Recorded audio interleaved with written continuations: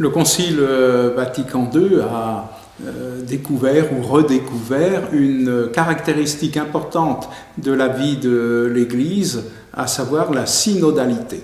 La synodalité, c'est le fait de marcher ensemble les uns avec les autres. Les évêques du Concile ont redécouvert cela non pas à partir d'une réflexion théorique, mais tout simplement en vivant le Concile, en échangeant entre eux, en se rencontrant, en débattant parfois de façon très vive et puis en votant des textes. Alors, à partir du Concile Vatican II, on a institué dans l'Église et dans les diocèses la possibilité de faire des synodes. C'est ainsi que notre diocèse a connu, en 1988-1989, un synode diocésain. Mais est-ce qu'on doit attendre comme ça tous les 30 ans ou 20 ans pour vivre cette synodalité? Je ne le pense pas.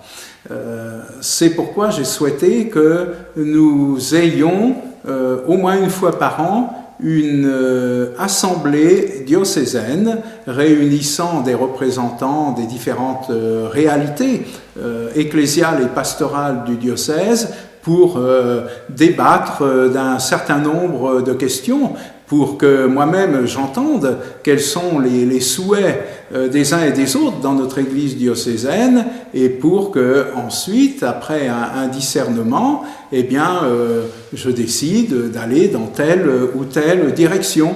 Ça n'est pas à moi, l'évêque, de décider tout seul. Et puis il se trouve que au niveau de la base même de la vie de l'Église, il y a une très grande diversité d'acteurs. Il y a des laïcs, il y a des prêtres, il y a des diacres permanents, des religieux, des religieuses.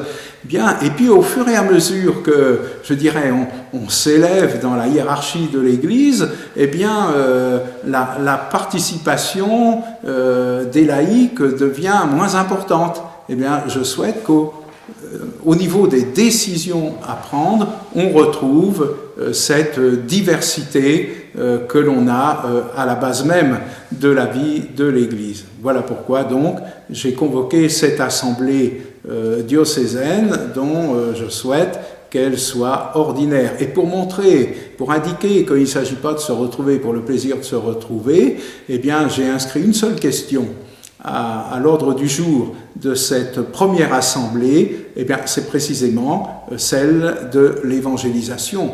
Comment annoncer l'Évangile aujourd'hui en Meurthe-et-Moselle?